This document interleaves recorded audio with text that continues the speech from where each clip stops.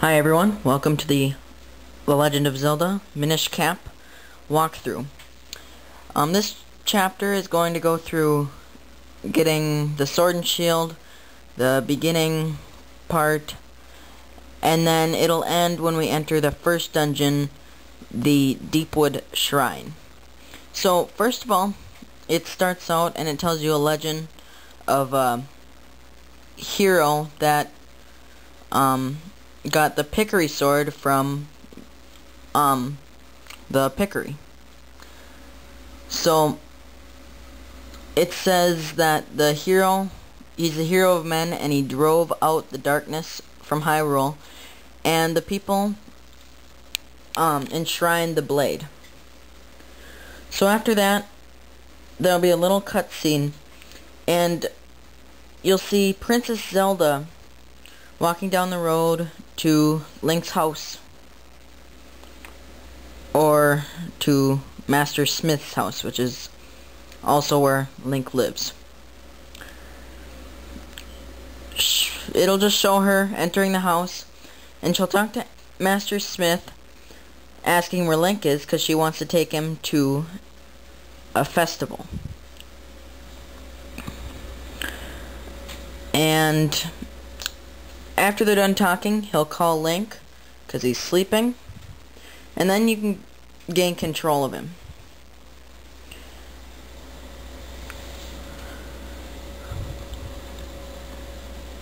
So you'll see Link sleeping in the bed. When he gets up, he'll just jump out, and you can walk down the stairs. And you can walk to the room to the right. Something that's different in this game than the other Game Boy Zelda games is that you can actually roll with Link now, and that cuts a lot of time getting to places, as it makes you faster.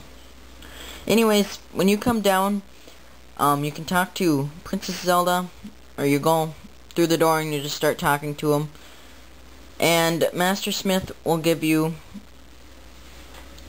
his gift, or it's a sword that is supposed to be for the winner of the sword tournament at the festival.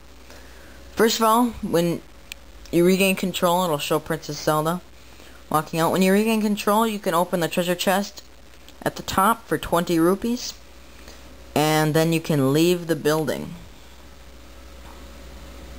Zelda will point over there. You can just jump off the cliff toward her, and she'll lead you towards the festival. Not much to do here. You could just keep following her, and you'll enter the town of Hyrule, it's called. So it's, I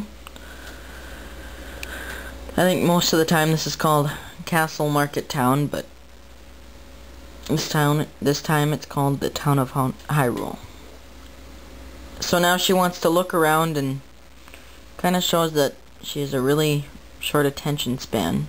You just talk to her up here, and she'll go around looking at everything. You just want to follow her and talk to her. Otherwise, there's not much else to do in this part.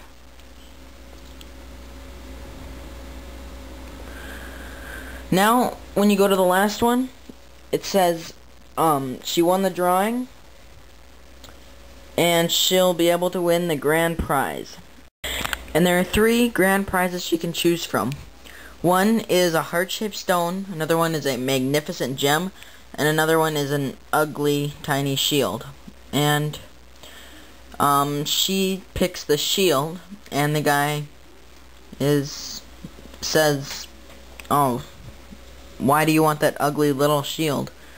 And then Princess Zelda said, "Oh, it's cute, I want it." So she gets the shield.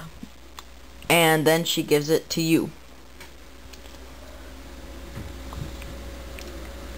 And another thing that's different is that the shield can actually be used as like an item by pressing A or B. You can set it there. So you don't automatically get things being blocked. So now she says, come on, let's hurry to the castle. You can just follow her up there, and then there's a Deku Scrub. And if you've ever played Ocarina of Time, you know exactly how to beat these guys. Just use your shield, and his nut will go straight back into him. So, after you hit him with it, he'll say sorry, and then he'll leave. And now you can head back up to the castle. When you get up there, you'll see the minister. And he says, oh, you brought the sword. His name is Pothole. And Princess Zelda goes to get ready. And here's the little cutscene of the ceremony.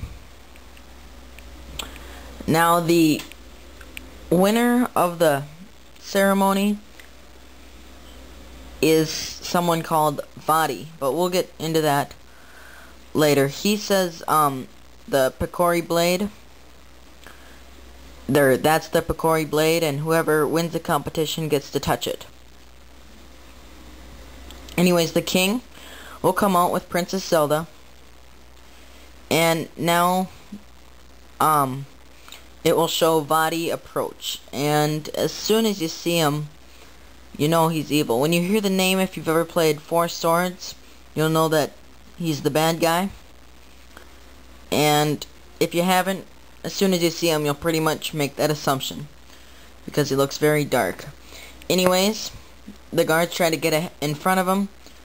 He easily sends them aside, and then he makes a dark ball of energy.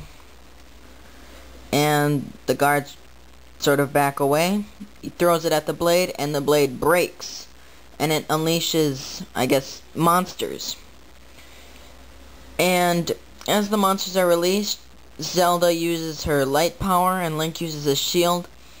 But the minister and the king just get sent off to who knows where. Anyway, Vadi will talk to Zelda, and he says he's gonna turn her into stone. Link tries to get in front of her, but it doesn't work, and now Zelda has turned into stone. And Vadi says he's looking for a power, but he doesn't really go into it. And he doesn't find it in the chest. So he says, oh, I know the power I'm looking for is somewhere else. So then he kind of disappears. Now Link is sleeping again, and he's inside Hyrule Castle. So you can just wake him up and then walk through the door. And now there'll be a little cutscene again here. And Master Smith will ask if you're alright. And then the king will say a man named Vadi won the competition, and he broke the Picori blade.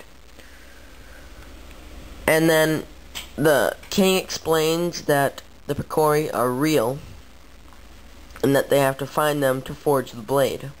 But they only show themselves to children, so Link has to go to ask them.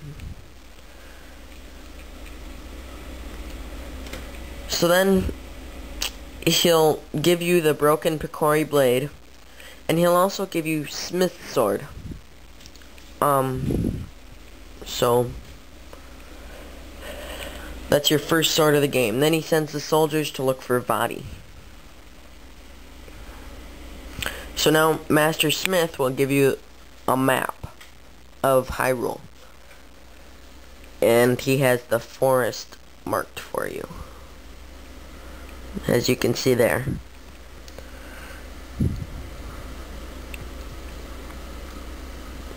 So now I'll